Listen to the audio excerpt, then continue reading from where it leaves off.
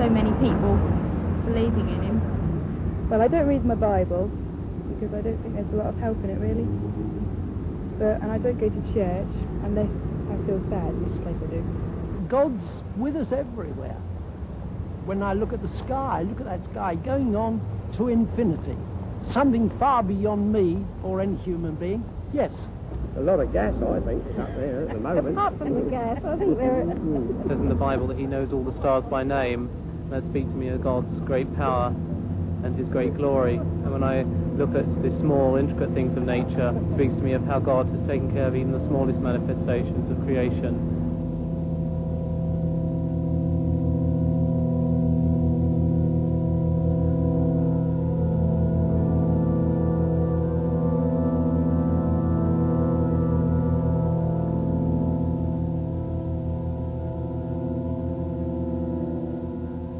Good evening.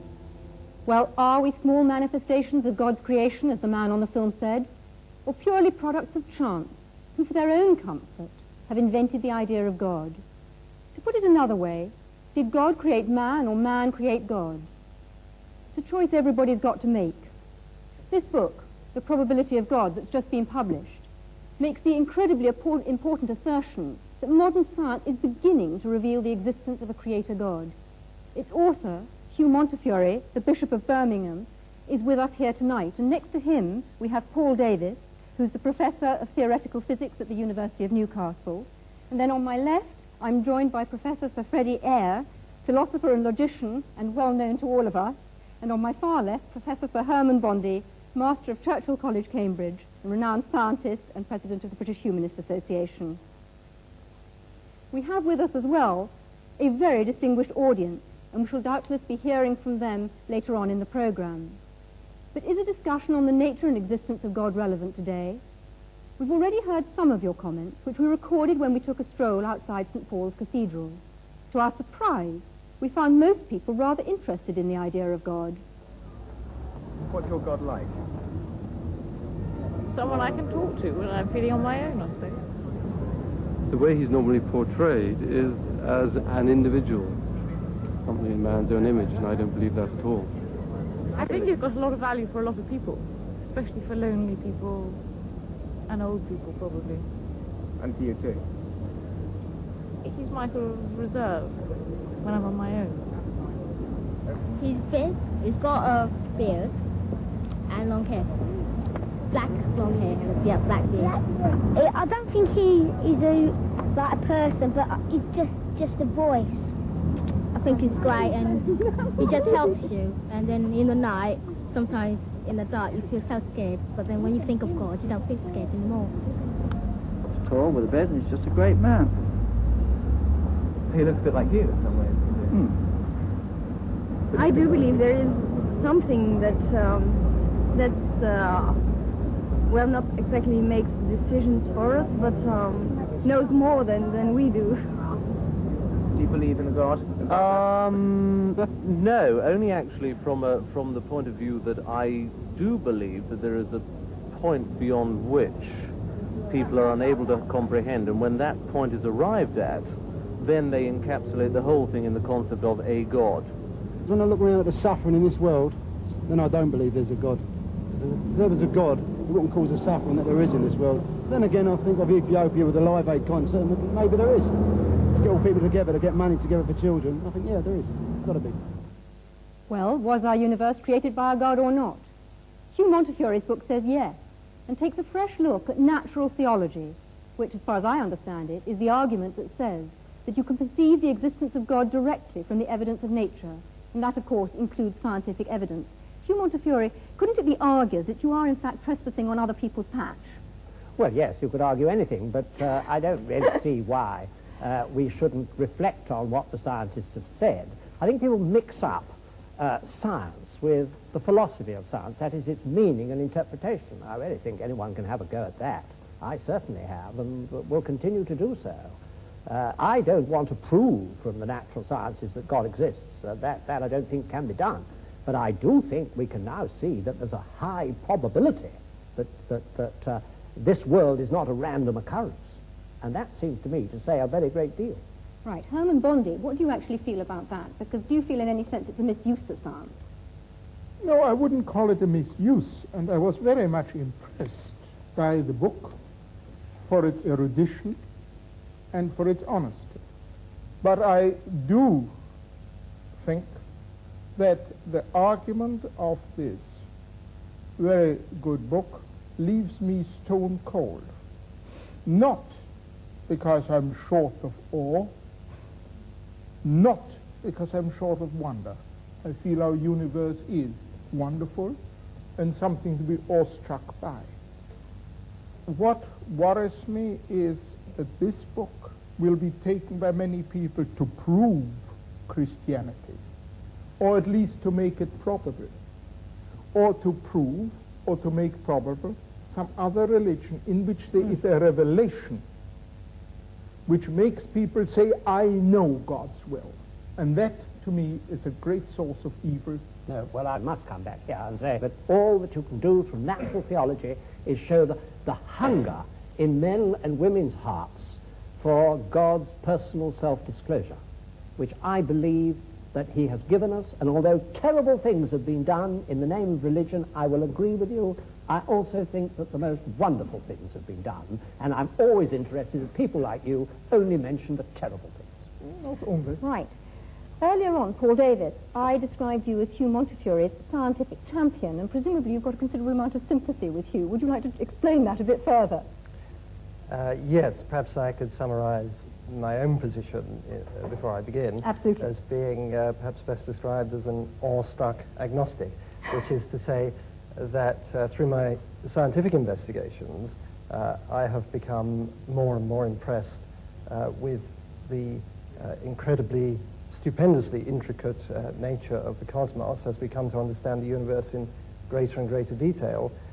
So it seems more and more remarkable that things have been arranged such that, in its broadest sense, the universe is self-aware. That is, that it permits the existence of intelligent observers such as ourselves.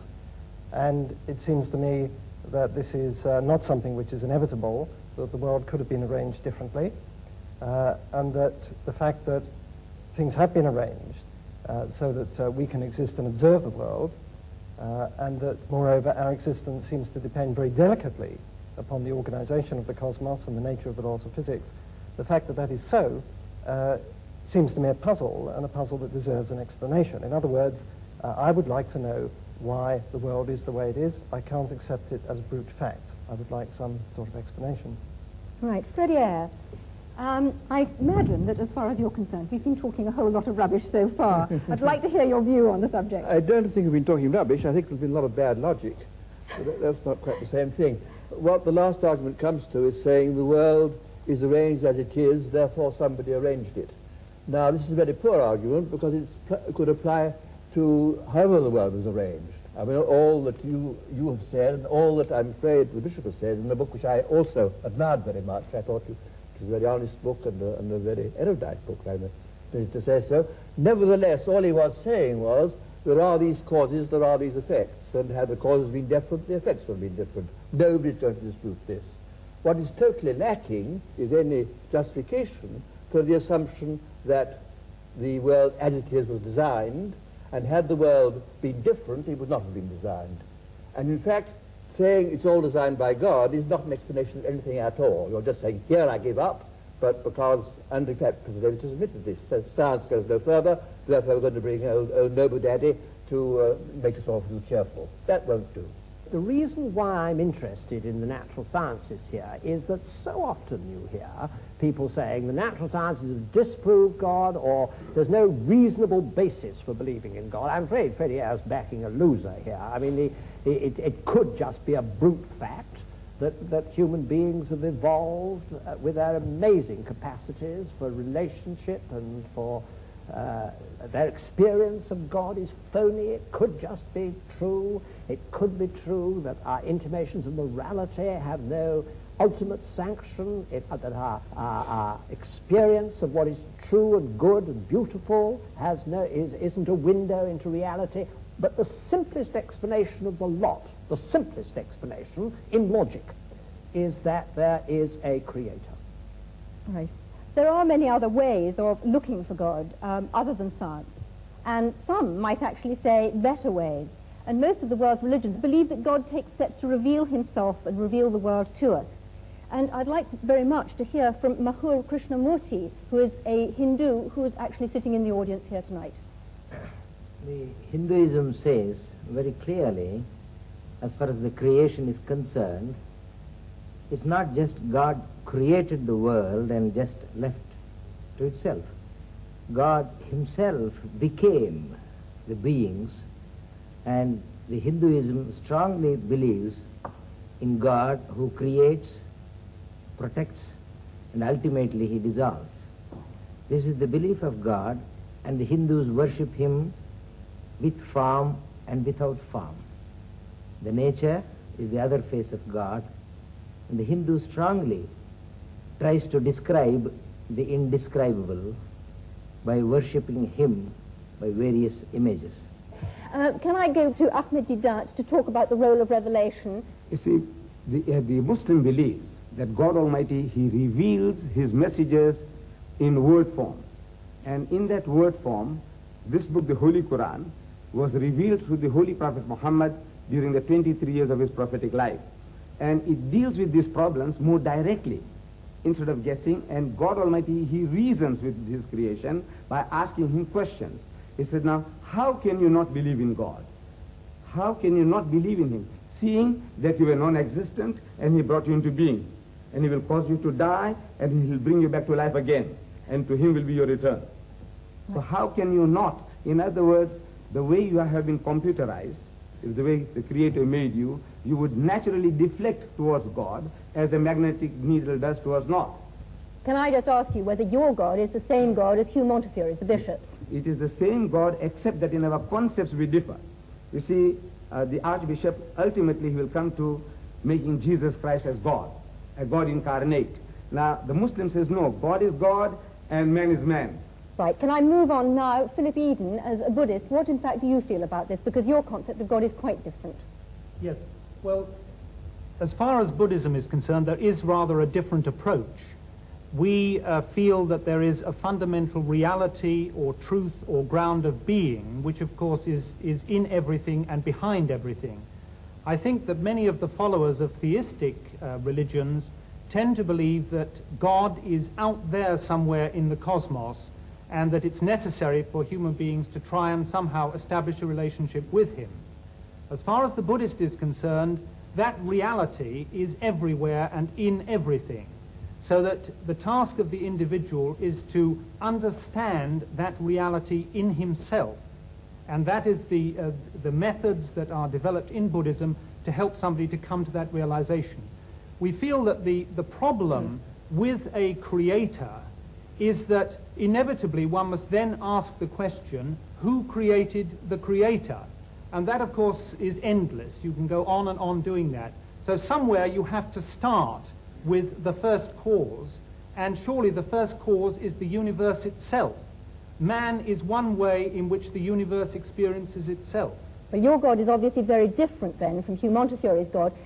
There's a point that Herman Bondi raised about, you know, the fact that many terrible things have been done in the name of religion.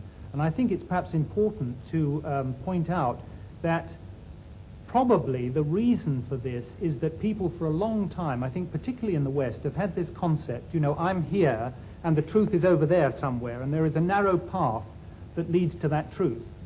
If you have that concept, which I sort of think of as a fan-like concept, then inevitably, if you believe that you have found the right path, all the other paths are wrong, and your task is to force everyone onto that narrow path. Surely it would be so much better if we had this concept of the truth being, as it were, at the center of a circle. We are somewhere on that circumference, and there are many different paths that lead into that truth. And the thing for us to realize, I think, is that the particular path that we choose is very much a personal thing. And it depends on many different factors. It probably depends on the person that we have met that may have explained that path to us, and various experiences we've had. If only we realize, all right, this path for me is the right one at this particular time, but that does not invalidate the other paths. But are you saying, therefore, that there's only one truth, that we only have one truth that we can actually listen to and experience? There can only be one truth with a capital T, one reality. And I think the point is that all the great religions have been trying inadequately in their own way to point man towards that truth.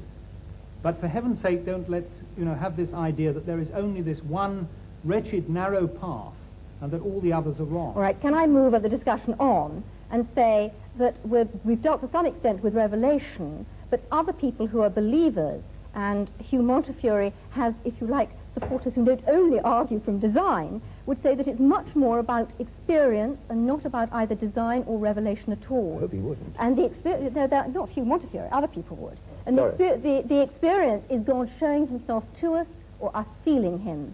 And Eric Dell, you're an evangelist in the Church of England. Would you argue with that? I think I would a bit, yes, Yes. because I do believe that you cannot prove God scientifically. Science can only deal with the material of this current universe. God is necessarily not of this universe. He's superior and outside of it. So consequently, you can't prove him scientifically or disprove him. But of course you want to go much further than that. If there's a God who made me, I want to know who he is. I want to know what he's like. And of course we Christians believe that he's actually done that, said it for us in the person of Christ. And we also believe that he's alive today and we can know him. So that's what we're here to say, and that anybody can actually say, go beyond just the evidence, whether it's for or against, and say, God, if you're really there, I want to know you, because I'm prepared to know the truth, whatever it costs me. Right. Hugh Montefiore. I do actually think that religious experience is a very important pointer. And in my book, I say it's the convergence of, as I see it, science showing us we're not just random products, probably not just random products, and conscience, and experience. I mean, why is it that between 30 and 60% of people, even in this secular country, lay claim to some form of religious experience? Pretty out. And one point I'm continually making is that the postulation of God explains nothing whatsoever, because it is consistent with anything that happens. And of course it's consistent with people having religious experience, I mean, or not having it, or because it's consistent with people who say consciousness is implanted. I mean, equally well you can say that sadism is implanted. I mean, whatever is, but you've got to explain in some way that it would have been otherwise if there had not been a creator. And this is what is totally missing, any kind of rational argument. Right. I actually wanted to bring up just something of the evidence that is within human experience of just the sheer business of significance. When I say to my wife, I love you, I mean something. I do not mean I, an accidental conglomeration of molecules from some antediluvian swamp, happen to feel a totally accidental attraction towards you, another totally accidental conglomeration, etc. I mean I love you. And if you say to me, but you're just an accident happening to another accident, something inside me says, that's not right. Now, that's not good scientific evidence, but it's human evidence. And I don't honestly think you can ignore it. It's part of humanity. And in the end, what it means is, I mean something because there is a meaning, and there's a meaner. I must protest against the previous speaker's grotesque misuse of the word accident. I have a wife too, and I love her very much. When I say that I love her, I don't accident. I don't believe that she came into the world uncaused any more than that I did, or my love doesn't have a cause, psychological cause. This levity in using these words shocks me. But Freddie, you do think that both you and your wife are the product of an ultimately meaningless process, don't you? If you mean that I don't think that our existence was planned by some supernatural being, yes. No, but meaningless. I do not accept the word meaningless. I do not think that my love for her is meaningless. I think my love for her has a very great deal of meaning. It's very intense. Has meaning for you, and but for no her, ultimate meaning. I don't know what ultimate meaning means here. I'm going to move on because, in fact, we've gone slightly off part of our subject and we haven't looked at other ways of experiencing God. Many people say that there is a different way, a much quieter way of experiencing God. Can we ask Sister Martina Hayden? I mean, I've listened with great interest to the arguments, and I couldn't help looking back over my own life. I mean, I found myself a Catholic, born in Catholic Ireland. I thought there was nothing else in the world. And my journey has been about finding out all the different aspects of the truth And I went through all the phases of trying to prove the existence of God, from arguments and learning about the first cause, uncaused, and it left me as cold as ice. It just didn't do anything for me as a person. And I think in these last years it has been much more about looking for God within the design of my life, actually seeing design in my life, how somehow I am being led. I mean, even the fact that I join an order which is dedicated to searching for truth is not, to me, an accident. And I hear all the different truths, and I'm really excited about what's happening in science, because I can see that that really is, there's a convergence of truth, and there's so much more humility. I'm not saying I'm humble, as they say, if you say you are, you aren't. But I'm saying that scientists, theologians, people in general are much more humble than they were, say, 20 years ago. I mean, I was locked in combat with Freddie Eyre 20 years ago or so about conscience. I wouldn't argue that way now. I don't want to. Well, I can't match his mind, and I don't think the mind can actually say it all. I find myself going to my heart about religion, and I just discover more evil in myself and more good as I go along. And the revelation of Christ in Christianity helps me there immensely, because I find that Christ didn't talk theological argument or logical argument. He didn't use any of those. He talked about the lilies of the field. He said the kingdom of heaven is like, that's a simile. So for me, God is revealing himself in me, in everybody. You know, I felt really close to the Buddhist gentleman who was speaking over there. I really felt I can relate to that too.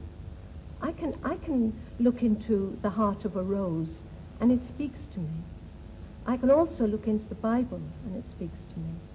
Professor Eyre, are you going to say that that's not a valid experience and that that's not a valid argument? I think it's not an argument at all. It is a very moving and personal position, which I think is the last to want to criticize. Mm.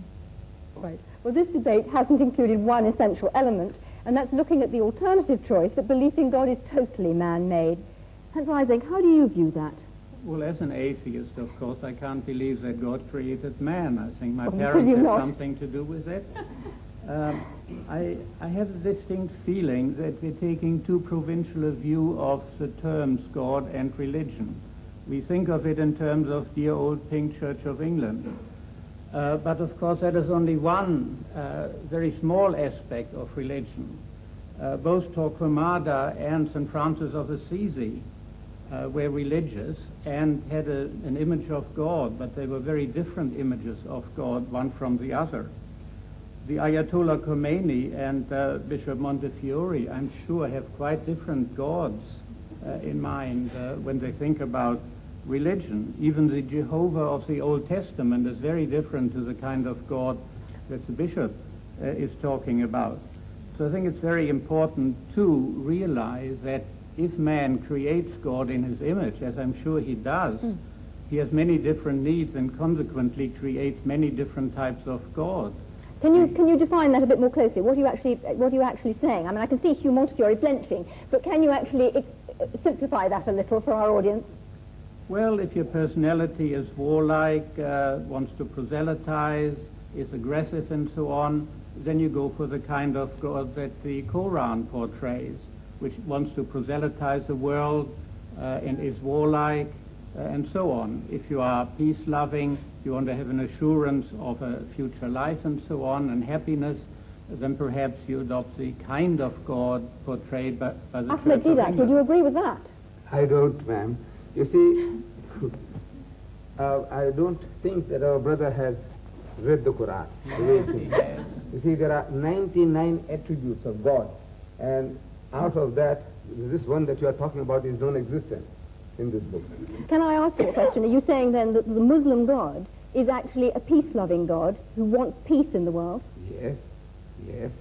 And he tells us that if somebody wars against you, you have a right to fight back, unlike turning the other cheek. What about the concept of the holy war, the jihad? Yes, that is a struggle for righteousness. For example, Britain, when she was under attack by Hitler, what you did was jihad. And we take our hat to you, to Winston Churchill, for, putting the spirit into your people. Now that is what is a defensive war. And you had to retaliate. Because if you didn't, if you just sat back, keeping Hitler at bay, it wouldn't have served the purpose. You have to attack. And in the state of nature, everyone has a right to do that. So Islam allows us to defend ourselves and to extend our hostilities to a reasonable amount of satisfaction and retaliation. All right, can I come back to Hans Eysenck, and perhaps you'd like to develop it a little further, because we've actually heard an exchange between the two of you, but would you like to come out on a little bit further about perhaps other religions and not only about Islam? Well, it's not so much a particular religion, because within each religion you have all sorts of different gods. As I was trying to say, that of Torquemada and that of Francis of Assisi are all Christian gods. They're entirely different. So man creates God in his own image, even within a given religion, and certainly between different religions. The God he needs will be a different God according to his own personal requirements and to the kind of society in which he lives. Our society is different to that of the time of the Crusades, and consequently we need a different kind of God. Can I ask you then about the role of conscience, and where does conscience come from? Well, psychological experiments on conscience have shown pretty conclusively that you can manipulate it and create it through a process of social learning, Pavlovian conditioning, and so on. It is something that is acquired through social influences, although there is also a strong genetic factor in it. In other words, altruism, the tendency to do good to others, is certainly, to some extent at least, genetically controlled, in the sense that if you look at identical and fraternal twins, there's a much higher correlation within the identical than within the fraternal groups. And the same is true of religion. I think that's a very important point, Professor that religious beliefs are in fact genetically controlled. Professor Eyre, where do you think conscience comes from? I entirely agree with the last speaker. I have no quarrel with that at all. Anybody in the general audience? Yes, in the front row. I'd like to throw out a definition that might be helpful to some people of the difference between religion and Christianity, because there's a distinct difference. Religion is largely man, by his own efforts, some of which have been demonstrated tonight, in terms of mental gymnastics, trying to get to God and looking at the most powerful thing, like the sun, and bowing to that. Christianity is God coming for man. And I was interested in Herman Bondi's remark that he's an anti-revelationist. If there's a God at all, there's no way we can know anything about him by guesswork, only that he should reveal himself to us, which he did in the person of Jesus Christ and became human but evidence. where does conscience come from? Conscience is given to us by God, and we are in the process of numbing it and pushing it down to suit our own purposes and interests, which is called selfishness. Other people in the audience, where does where does the conscience, where's the idea of conscience come from? Yes. I would say the conscience comes from the human soul. It's the human soul speaking out and crying out for release. Okay, it's not just fear. Do you not think that it's an animal fear, a fear of being found out? Yes, Daniel Rubinstein. I tend to think it's a sort of fear of alienation, really, being cut off from the rest of the community. And I think perhaps that, for instance, that Live Aid event demonstrated a huge sense of community. Everybody wanting to join yes, in. Herman Bondi, would you share that? Well, I certainly feel that we are basically herd animals, and that all herd animals must have feelings like conscience. Hugh Montfort, what do you feel? Well, I don't think conscience is to be equated with either wish fulfillment or going with the herd, because my conscience often forces me to stand out from the herd. I think it is the God-given means by which I have to act responsibly. And I think that is how it's evolved is something for the I don't understand it in animals. I look to the scientist, I look to the psychiatrist to see how it functions with the ego and the superego. And I'm not talking about that. I'm talking about what it actually is. I think it's the God-given faculty by which we can behave responsibly, and it's not to be equated with things like utility or welfare or wish fulfillment or anything like that. I must protest against this assumption certain faculties are God-given as opposed to others. I disagreed, for example, with your musician when he talked about love. Indeed, I mean, love is a human emotion, but there's no particular reason to single that out as pointing to the existence of a supernatural being any more than the other human emotion. I mean, all human emotions are to be accounted for in the same sort of terms, in the kind of terms Professor Ising or one of his colleagues would account for them. And just to single out love is quite arbitrary. I mean, the assumption is that we are naturally egotistic, predatory, and so on, and that only because of some supernatural agency do we behave decently to one another. This is absolutely contrary to the facts. We have, in fact, as even David Hume pointed out, principle of sympathy, innate principle of sympathy, as well as an innate principle of egoism. And one no more needs a divine explanation than another. William Houghton. Look, let's get this straight. There is no reason on earth why we shouldn't go around acting like perfect pigs to all and sundry. There is no big Monty Python foot poised to come and squash us if we act badly. Yet, a lot of us do act well towards our fellow man. But why should we not? That was just the point that I was making. Because I was just protesting against your assumption that it's somehow natural for us to want to be decent to one another and unnatural to be decent to one another. What possible ground have you for that assumption? In this world today, my experience is that it strikes me that more people are being unreasonable to each other than are being reasonable. Well, in that case, you should be Manichaean and believe in the devil. If you're taking your deity as accounting for human attitudes, that's the way you should go. Well, totally illogical. But Professor Eyre, all other species are selfish, basically, aren't they? No, by no means. By no means. Go ahead. Herman Bondi. But I wasn't saying that our being herd animals means that everybody has to move with the herd. What I do mean to say is that we are not solitary beings. We've got to have the faculty, as other animals live together, to get on in some fashion with each other. Tina Mehta.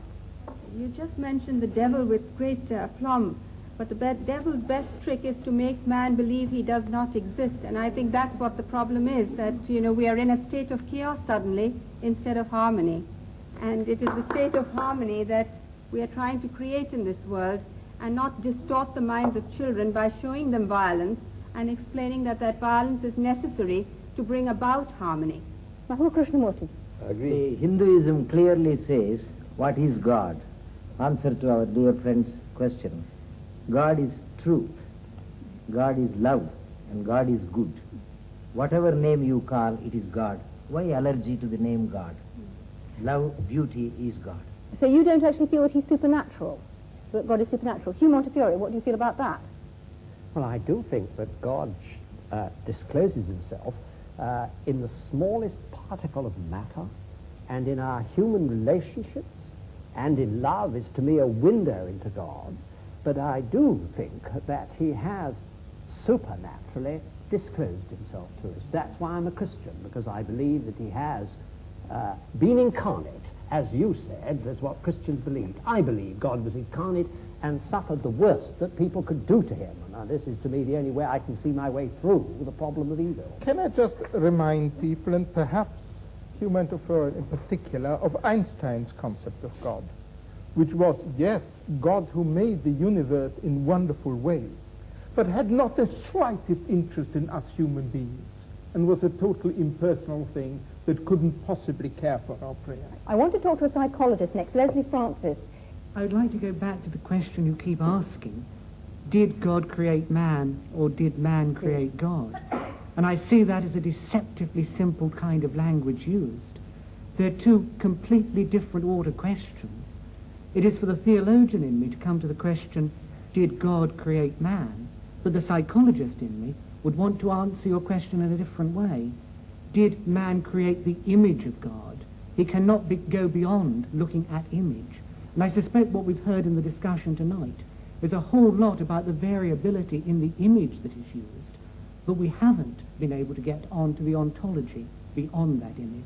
I'm sorry, everybody, but we've run out of time. The choice that is open to us is whether God made man or man made God. It's now over to you.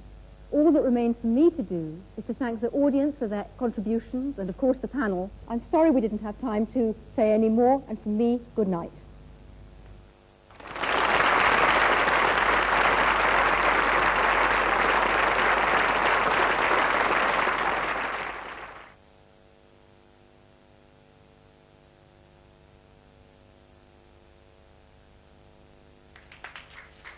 Mr. Chairman, if you would allow me, I would like my brothers and sisters to loosen their limbs. If they stand up and take a deep breath before sitting down again. All of you, please. Please. Take a deep breath or two and loosen your limbs and you can relax.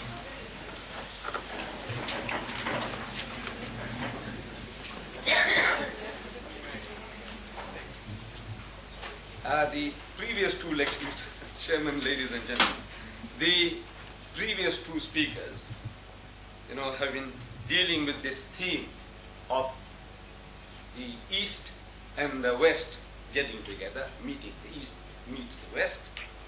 It's a kind of a symposium we have been having. And in that symposium, the subject of law seems to be very technical and very dry. And to build bridges between the East and the West, so now, most probably in the minds of the organizers, they have taken me as a man from the East. And they are right in that I have really come from the East. I am a man who was born in India some 60 years ago. So I am really a man of the East. But since the theme that has been selected for me is religious, about Islam, now I take exception to Islam being described as a religion of the East. If we take Islam to be an Eastern religion, then Judaism and Christianity are equally Eastern. Because Islam, Judaism and Christianity, all these three originate in the same geographical area in the Middle East. Though I personally come from India, and my forefathers were Muslims, born Muslims, originally in the very dim past Hindus. But now to share this East and West, for the moment if I agree that Islam is from the East and the Western religions would be then Judaism and Christianity, for the purpose of this discussion this evening, I will accept that. So what is the relationship between these three? Judaism, Christianity and Islam. In reality, from the Muslim point of view, these three are not three religions. From the Muslim point of view, it's the one and the same religion on different levels. And in the fundamentals of the teachings of Moses, Jesus and Muhammad, there is not an iota of difference. Sounds surprising, doesn't it? In the fundamentals of the teachings of Moses, Jesus and Muhammad, there is not an iota of difference between these three. And I prove it to you. I said, you see, the very first commandment, as it was given by God Almighty to the Holy Prophet Moses, in Hebrew, this is what it sounds like. So, Shama Israelu Adonai Eloheinu Adonai Echad, which means, hear, O Israel, the Lord, our God, the Lord is one. Some 1,300 years after Moses, a learned man of the Jews, described as a scribe, he poses the question to Jesus in the Gospel of St. Mark, chapter 12, verse 29. He said, Master, in the Hebrew language, Rabbi, what commandment is the first of all? And Jesus answers and says unto him in the Hebrew language, Shama Israelu Adonai Eloheinu Adonai Echad. Hear, O Israel, the Lord, our God, the Lord is one. He repeated word for word what was given by Moses some 1,300 years before. Not an iota of difference in the fundamental, as given by Moses and Jesus. Coming to Muhammad, some 600 years later, after Jesus Christ, a Christian deputation approaches Muhammad in Medina, and they have a discussion, a dialogue for 3 days and 3 nights. During the course of this dialogue, the spokesman for the Christian poses the question. He said, "Oh Muhammad, all right, tell us now, what is your concept of God?" And Muhammad, as the Muslims believe, was made to say, on the authority of God, in the Arabic language, he said, "Qul huwallahu ahad." Say, He is God, the one and only. Muhammad said, "Ahad." Jesus said, "Echad." Moses said, "Echad." I'm asking, what is the difference? Actually, it is the same word meaning the same thing. The difference between ahad and echad in Arabic, it was a blackboard here, I would have written it for you. If I wrote ahad, and to make it into echad, I just have to put a dot on the ha. It becomes ha. That's all. It's only the difference of a dot in the calligraphy, in writing. But in the meaning, the sense, 100% the same. So we Muslims, we say that in the fundamentals of the teachings of the prophets, no difference. Then these differences that are there, we say these were out of necessity. See, Islam, we say, is the culmination of the teachings of Moses and Jesus, brought to perfection. The Holy Prophet Moses, we Muslims, we accept him as our own prophet, as we accept all the Jewish prophets as our prophets. That Moses was catering for the needs of his people. They had just been rescued from the Egyptian bondage. They were traveling in the Sinai Peninsula, oasis to oasis. A nation under those circumstances needed a law that would give them quick justice, an eye for an eye and a tooth for a tooth. There was no time for lengthy litigations. There was no time for putting a man in prison. That antisocial character, the adulterer, kill him, stone him to death, get rid of him. It was more merciful to kill him, stone him, than to leave him in the desert to die of hunger and thirst. And he becomes an object lesson for others. He said, "You see, this guy here, according to our system, he could have had 100 wives. Because there was no law. There was no law among the Jews as to the limit of the wives. Solomon, if you read the Holy Bible, we are told, had 1,000 wives and concubines. 700 wives and 300 concubines. Altogether 1,000. There was no law against the number of wives that one could have. So, under those circumstances, if one was not enough, you could have taken another. If two were not enough, you could have taken four. Why did you go and interfere with somebody else's property? Despoiling somebody else's rights? This guy, he deserves death. Stone him to death. And to me, this is the law. Eye for an eye, tooth for a tooth. Eye for an eye. Quick justice. Get moving. There's work to be done. This was the philosophy, the psychology behind the laws that were given. And these laws, we Muslims believe, were given by God Almighty for the needs of the children of Israel. But laws have a tendency to change the characters of people over a period of time. Any law, every law, they change the characters of people. Hitlerite Germany, one of the most cultured nations in Europe, the Germans, supposed to be. That nation incinerated 6 million Jews.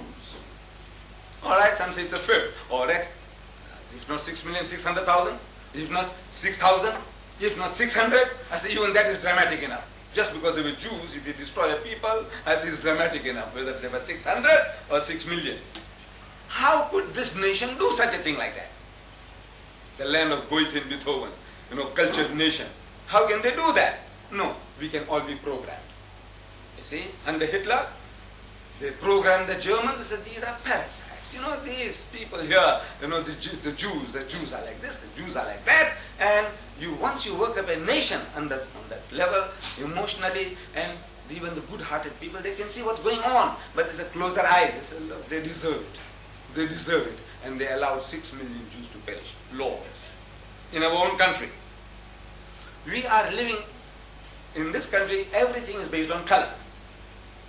And because everything is based on color, we become color conscious. To such an extent that from my own experience I can tell you that since I'm a talker, I talk religion, I love to talk.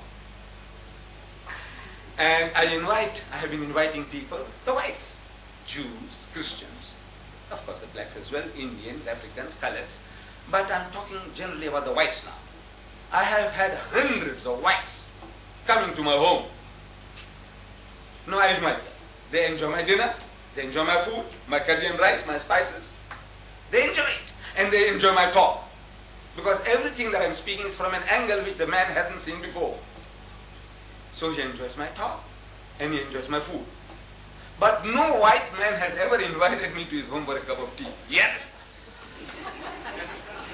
And I asked them, they meet me subsequently in the street, Mr. and Mrs. Daniels, Leopold Products, I don't know if they still exist in Mobile, Leopold Products. He was at my home. Mr. and Mrs. Beer Brothers, the furniture people, they were at my home.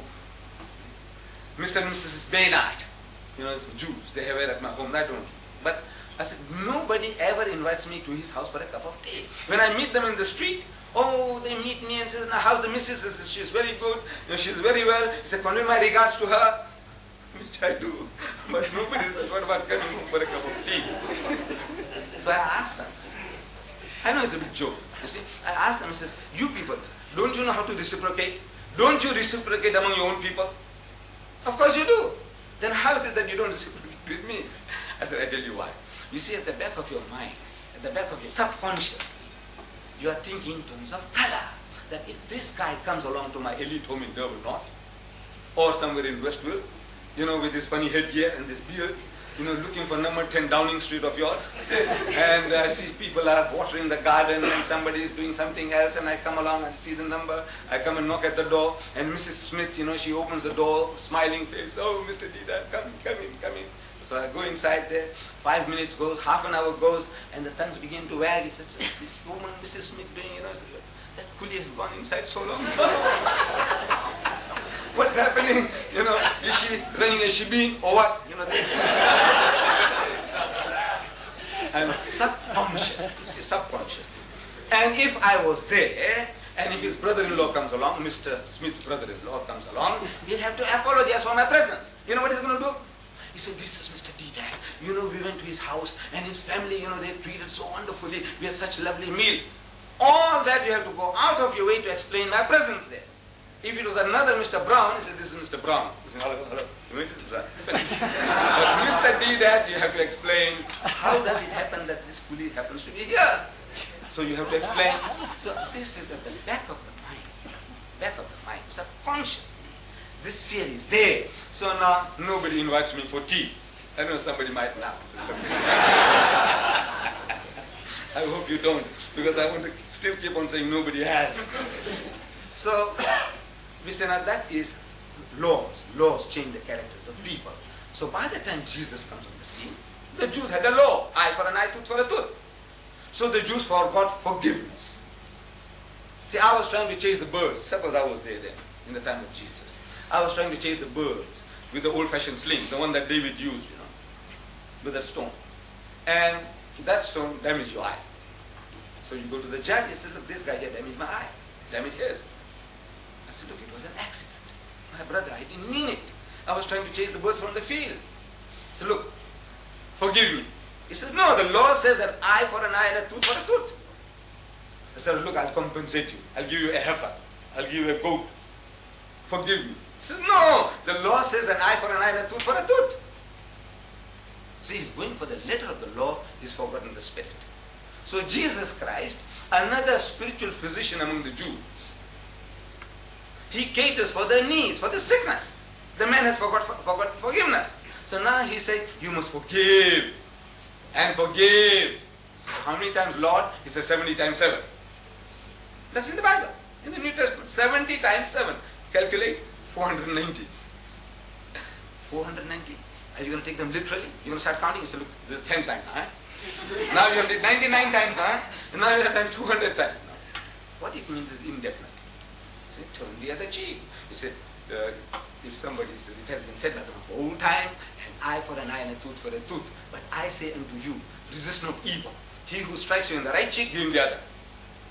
If a man takes away your coat, give him your cloak also. If a fellow makes you to walk 1 mile, walk with him 2. He said, agree with thine adversary quickly while thou art with him on the way, before he takes you before the magistrate and makes you to part with the last farthing. Beautiful remedy for a sickness. But I said, you haven't got that sickness. I was telling the British, I was there in London in July, and I was on BBC. Somebody started, throwing stones at the Muslims, jihad, jihad war, holy war. So I was telling them on BBC One, I said, you see, this holy war that we are talking about, about is a war of defense. You've got to defend yourself, your person, your possession, your faith, everything that is valuable, you have to defend it with your life. And I says, you British, you did it. You did the very same thing when Hitler wanted to invade Britain. I heard Churchill, I was young then, but I was hearing Churchill on the radio. He said, we'll fight them on the beaches, we'll fight them in the air, and we'll fight them in the sea, even with broomsticks. He said that. With broomsticks, you prepared to fight. And you fought, you defended yourself. And then when the time came, you extended your hostilities. You started bombing Berlin and München and whatnot. You did everything you did. I said, you were entitled to do. As Gibbon, the master historian, he says that in the state of nature, every person has a right to defend his person and his possession and to extend his hostilities to a reasonable amount of satisfaction and retaliation. In the state of nature, everyone has the right to do that. If you had the right to do that, we also have the right to do that. But now, I said, you people are good Christians. You were supposed to turn the other cheek. You were supposed to give your cloak when the man took away your coat. So when Hitler wanted to invade Britain, what you good Christian ought to have done is to tell Hitler, come, open arms, come, take over Britain and our empire as well. That is what you should have done, because you were supposed to turn the other cheek. You were supposed to give away your cloak. You were supposed to walk 2 miles instead of 1. So I says, no, these are all, we say, in the evolution of religion. This is how God Almighty, He caters for your needs, your sicknesses. From time to time, if the sickness changes, the remedy changes. The sickness changes, the remedy changes. So in that evolution of religion, we Muslims believe that Islam is the fulfillment of the teaching of Moses and Jesus. Actually, in real fact, we say it is one religion on different levels. However, if you have any questions, I'll be very, very happy to answer. Because I have been warned. He says, much time has passed already. We were supposed to start at 5:30. I have been here from 4:45.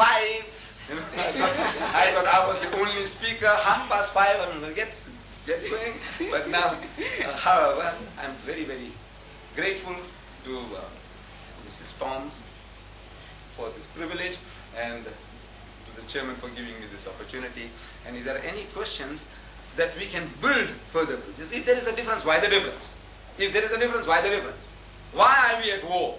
In the Middle East, why are you people fighting? Who? The Jews and the Muslims. What are you fighting for? So I'm telling my people. I get there's a lot of visitors coming to the mosque. This mosque, incidentally Mr. Singh spoke about it, Mr. Chetty spoke about it, and incidentally also I have brought it for you. It's given to you in that booklet. This mosque, the largest mosque south of the equator, this one here. On Fridays we get 4,000, a congregation of 4,000. The Durban Corporation alone brings 3 busloads a week through this mosque. And among the people that visit us, there's invariably people asking the question. He says, now look, what is the difference between your religion and the other religions? So I said, look, more especially with regards to Judaism and Christianity, the Jews and the Christians, we are the closest to the Jew. In our concept of the divinity, we are 100% with the Jew. The Jew says that God Almighty is absolutely unique. He has no partners, He has no sons. God is not seen at any time. No man can see God and live. And we give our hand of acceptance to the Jew that we believe as you believe. The Jew says no eating of the flesh of swine. We say we won't eat it. He says no eating of blood. We say we won't touch it. He says circumcision. We say we all circumcised. What more do you want? we believe in all the Jewish prophets as our prophets and all the heroes as our heroes. I'm not talking about the modern ones. With them we are at war. I'm talking about the prophets and heroes in the Bible. We accept them all. So we are at war. What are we fighting about? I said we are both fighting for a piece of land. My brothers, the Arabs, they say Palestine belongs to them, and my cousin, the Jews, they say Palestine belongs to them. They are both fighting for a piece of land. It is not a racial war, it is not a religious war. The Arab doesn't say kill the Jew because he's a Jew. Jew doesn't say kill the Arab because he's a Muslim. No. He says, no, this is my land, says the Arab, you stole it, I want it back. The Jew says, no, I inherited it 4,000 years ago, and that's a battle. It's a political battle. It has nothing to do with the religion. With the Christian, we also claim a unique relationship. Islam is the only non-Christian faith which makes it an article of faith for its followers to believe in Jesus. No Muslim is a Muslim if he does not believe in Jesus. We believe that Jesus was one of the mightiest messengers of God. We believe that he was the Messiah. We believe that he was born miraculously without any male intervention. We believe that he gave life to the dead by God's permission, and he healed those born blind and the lepers by God's permission. They are going together. The only parting of the way is we say he's not God Almighty in human form, he's not God incarnate, and he's not the begotten Son of God. Metaphorically, we are all the children of God, and he would be nearer to being the Son of God than any one of us, because he'll be more faithful to God than any of us can ever be. From that point of view, Jesus Christ is preeminently the Son of God. But our difference is when you say that he is the begotten Son, begotten, not made, so we take exception to that. That is all. So if there are any questions at any time now or in the future, if you like to visit the mosque, I think the telephone number is there. You make an appointment and come, and it will also be my privilege if you come with your wife, and says take you to the mosque, show you what goes on, and take you all for lunch as well. That's on the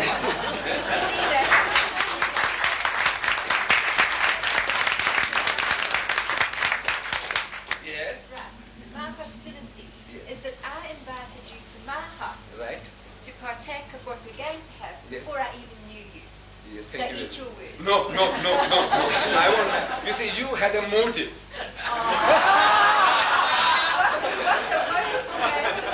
What a wonderful I give it. Thank you.